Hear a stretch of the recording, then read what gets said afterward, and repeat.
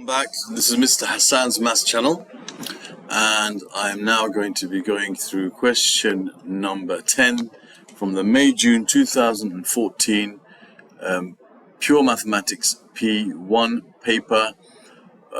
This is from the International A level or the AS level of Cambridge 9709. This is paper 1 variant 2, and this question was all about functions. And there's quite a few, I think there's 6 parts of this question, so a few different parts of this topic are covered here. So first of all, it says functions f and g are defined by f is such that x is mapped to 2x minus 3, where x is an element of the real numbers. Okay, so there's no restriction to the domain of this function. As with g is such that x is mapped to x squared plus 4x, where x is also an element of the real numbers. So the domain of both these functions is unrestricted. Okay, and this is sometimes written as f of x equals, okay, 2x minus 3, and g of x is equal to x squared plus 4x. Sometimes they're written in this way, sometimes in that way. Both of them mean the same thing. Okay, so you should be able to recognize both those formats. So it says solve the equation f of x equals 11. So here we have a composite function where we have to substitute inside of function f. We have to substitute function f of x inside of function f of x. So we have to basically take the 2x minus 3 and replace the x in function f with 2x minus 3.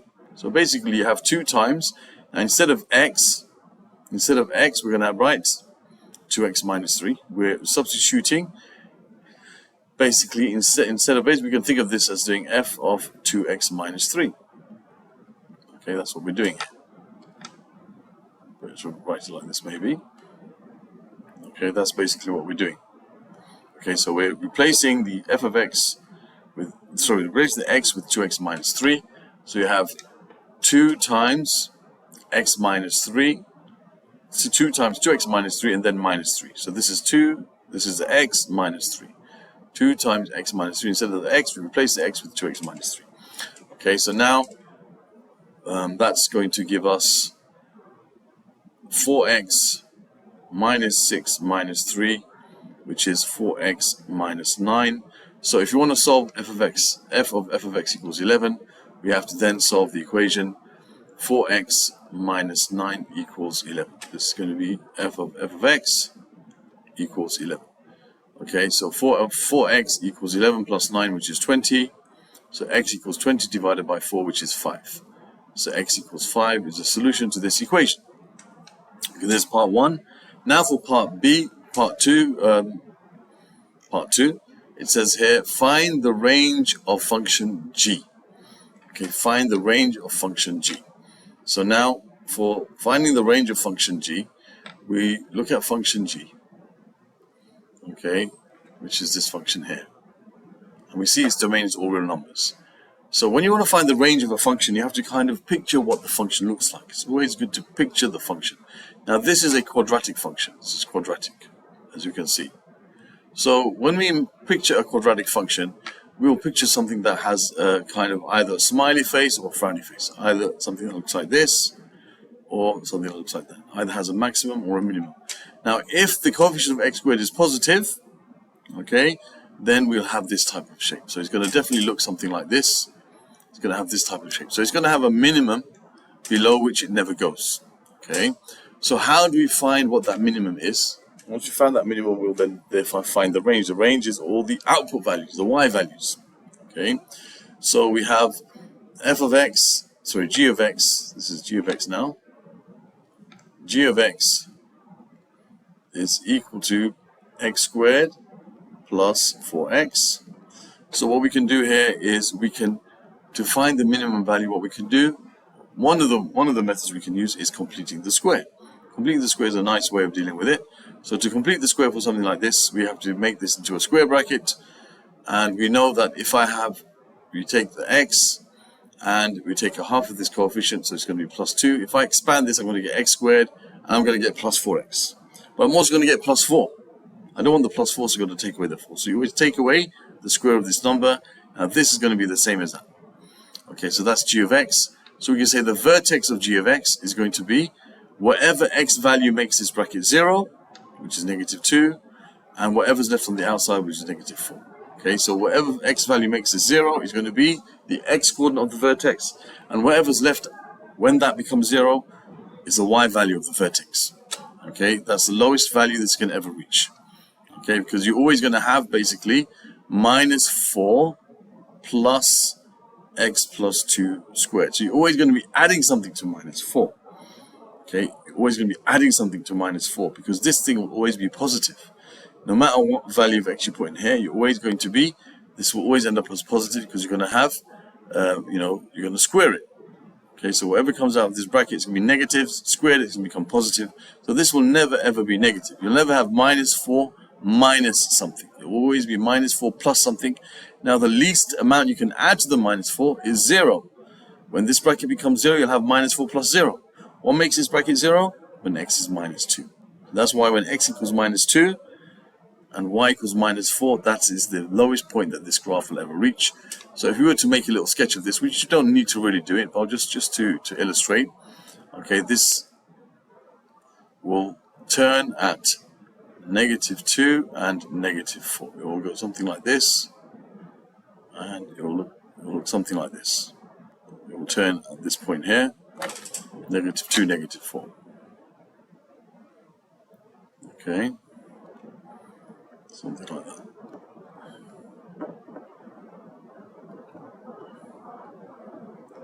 Okay, so we can see therefore the range of our function is going to be, now we have to always write either y or g of x is greater than or equal to negative 4. That's the range of this function. Okay, so that's how to find the range of function g.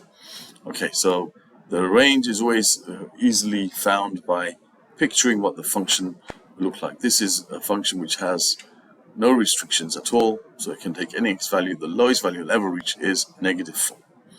Okay, then it says find the set of values of x for which g of x is greater than 12.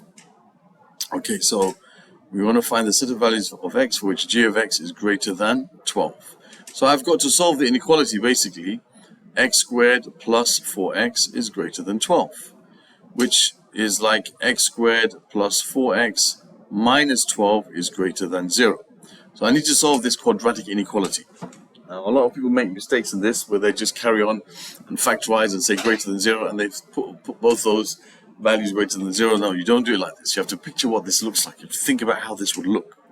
Again, this is what we'll do first. We'll find out where it equals 0. We'll find out where it equals 0. So we have x squared plus 4x minus 12 equals 0. And we try to solve this.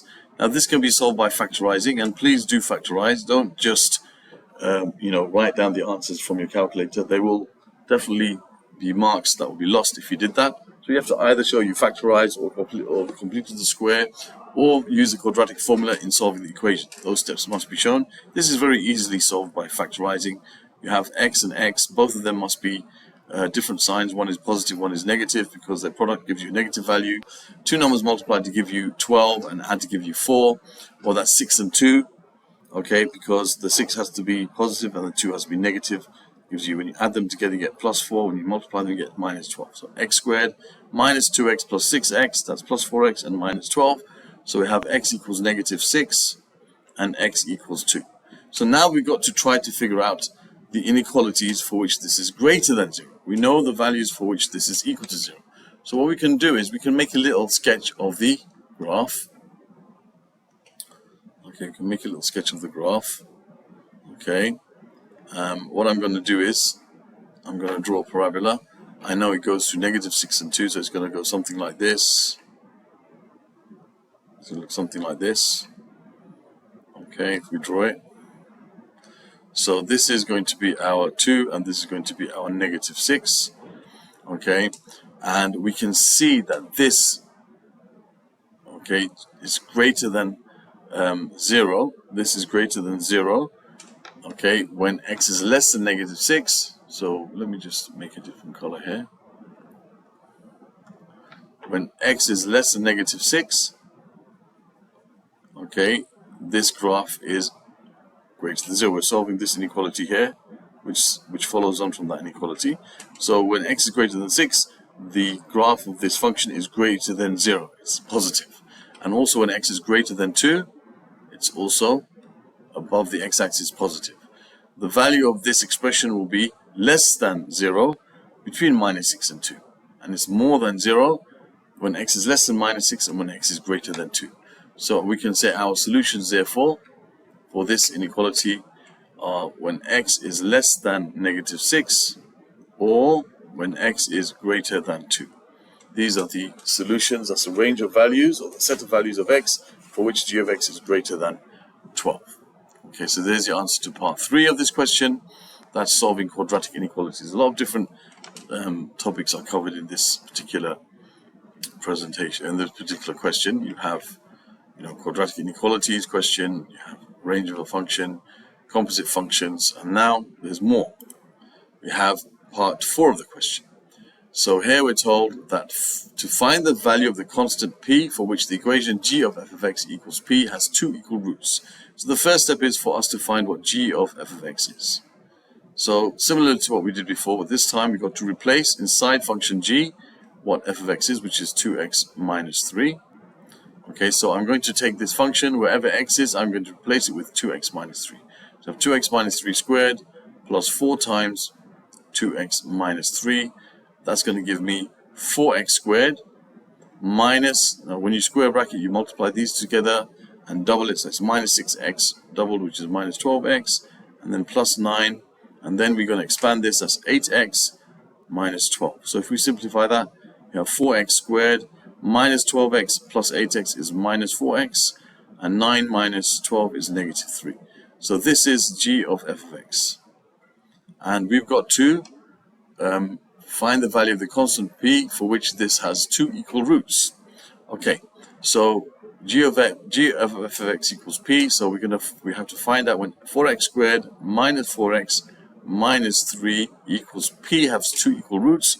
So I'm going to rewrite this as in the form of ax squared plus bx plus c equals 0. So I'm going to subtract p from both sides. So 4x squared minus 4x minus 3 minus p equals 0. So we have a quadratic equation and it will have 2 equal roots. Okay, that means the 2 roots are basically the same number, so it's like repeated roots. That's what that means. 2 equal roots is another way of saying that is repeated roots. Okay, repeated roots. So we know from our understanding of the discriminant, which is the part of the quadratic equation under the square root, b squared minus 4ac. Okay, we know that this is called the discriminant of a quadratic equation because it discriminates between the number of solutions. So we know that if b squared minus 4ac, when we know that that's positive, we have 2 distinct solutions. So we have 2 solutions, but they're distinct, they're not the same. Okay, and if you have b squared minus 4ac is less than 0, when this becomes negative, you're going to have no solution, no real solution. And when b squared minus 4ac is equal to 0, then we have 2 repeated roots. Or we have repeated roots, we can say. Repeated roots, which we can say are 2 equal roots. Repeated roots and equal roots means the same. Okay, so we know that when b squared, we have to find when b squared minus 4ac is equal to 0. We're going to find what value of p makes b squared minus 4ac equal to 0, and then we would have solved the question. So we have a equals 4, and b equals negative 4, and c equals negative 3 minus p. So if we put that into this equation, we can say we got b squared, which is minus 4 squared, minus 4 times a, which is 4, times c, which is minus 3 minus p, and we know that has to equal 0. We solve that equation for p, we've got our answer. That's going to give you 16. Minus 4 squared is positive 16. We have minus 4 times 4 is minus 16. Minus 16 times minus 3 is minus 48. And minus 4 times 4 is minus 16 times minus p is going to be, so that's going to be positive 48, isn't it? Minus times minus is plus, and 16 times 3 is 48. And that's going to be minus, that's negative 16 times negative p, which is plus 16p equals 0. So this will give me, let me just try to make a bit more space here. Okay, so this will therefore give me 64 plus 16p equals 0. 16p equals negative 64. So p equals negative 64 over 16, which is equal to negative 4. So p equals negative 4. So there's the answer to part 4 of this question, which was actually a question that was asked to me by one of the students. Okay, and the reason why I'm answering this question. Okay, so I hope that was clear. We have to first find g f of x, we have to equate it to p, then we have to solve, we have to write it as a quadratic saying equals 0, ax squared plus bx plus equals 0, and then that equation, the discriminant of that equation will have to be equal to 0 for there to be two equal roots, okay, repeated roots. Okay, now, question number 5. Says function h is defined by h of x equals x squared plus 4x for x is greater than or equal to k, and is given that h has an inverse. State the smallest possible value of k. Okay, so again, this looks very similar to function g, except the only difference is you have a domain which is restricted here. Okay, so h of x is equal to x squared plus 4x, and x is greater than or equal to k. Now, if it has an inverse, that means it must be a one-to-one function. All right? It has an inverse, it must be a one-to-one function. It means it doesn't turn back on itself. Right? So, for a quadratic to have an inverse, then it has to be restricted so that it doesn't turn like this. Right? So this graph turns as we saw. If it was g of x, it turns. Okay, and it doesn't have an inverse. If you try to find the inverse, it's not. The inverse will be many to one. Okay, sorry, the inverse will be one to many. Okay, and therefore it will not be a function. So we have to make sure that we start off with a function which is one to one, then the inverse will also be one to one. If we start with a function which is many to one, the inverse will be one to many, which will be not a function. So we have to restrict the function to the place where it turns, okay, to the turning point. We have to get rid of, okay, the parts or the part which will cause it not to be a function. Now it says x is greater than or equal to k, so we leave the part which is on the right of the function, so we get rid of what's on the left of it. Now we know the vertex of our function was -2 and -4. So the x value of this point is -2.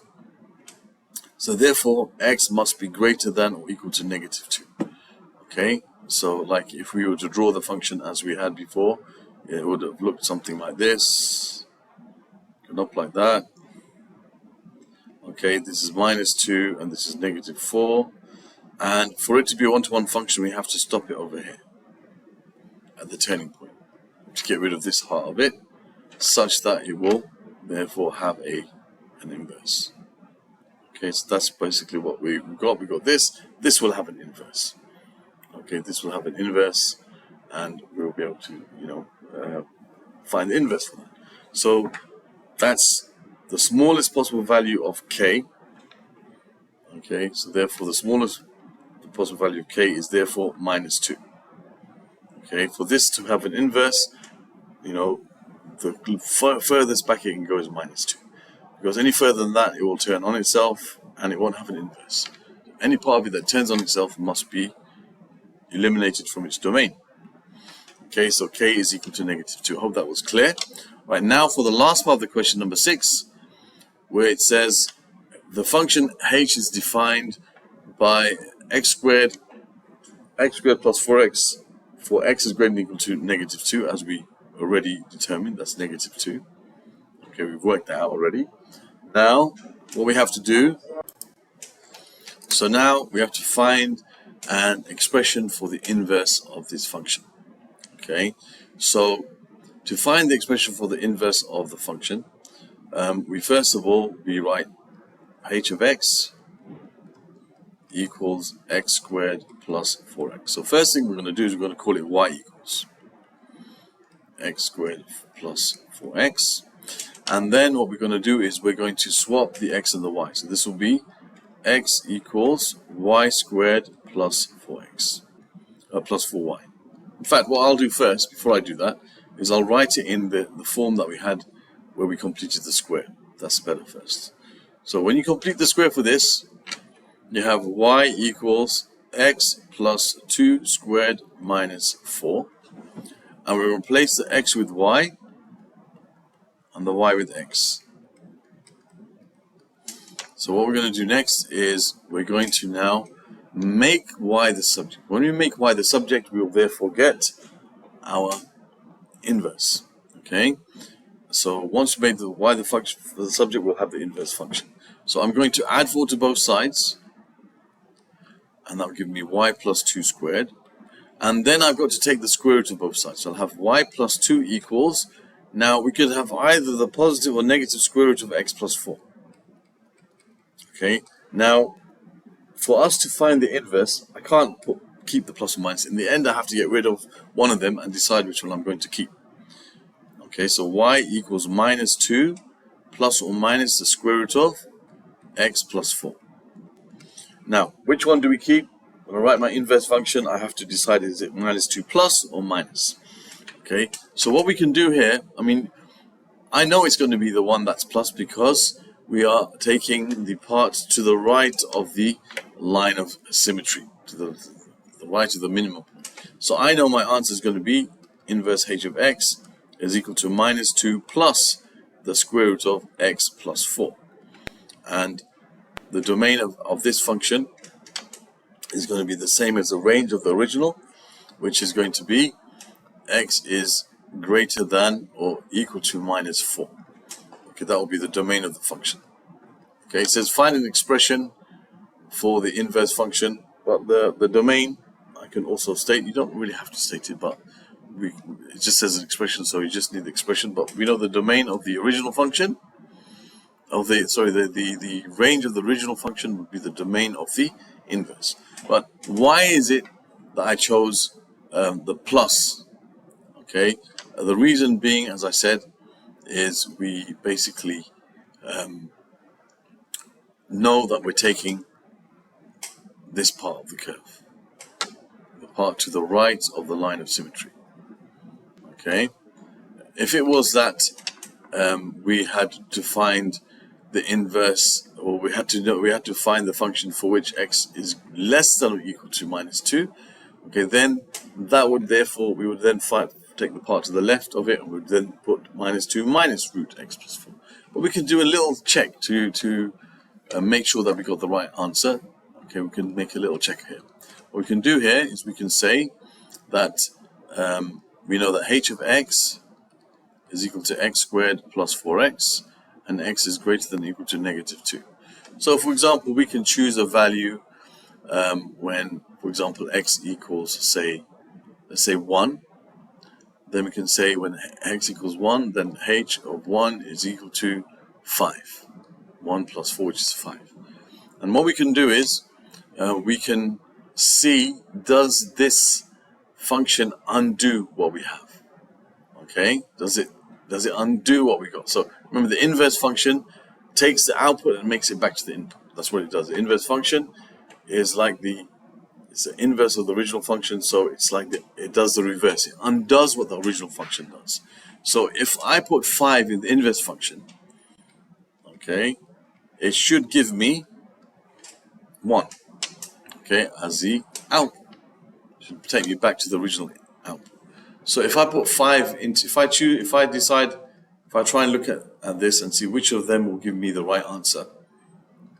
Okay, now I can see that if I choose the positive square root, okay, then I'll have minus 2 plus the square root of 9, which is 3, which gives you 1, which is what I want. But if I chose the negative square root,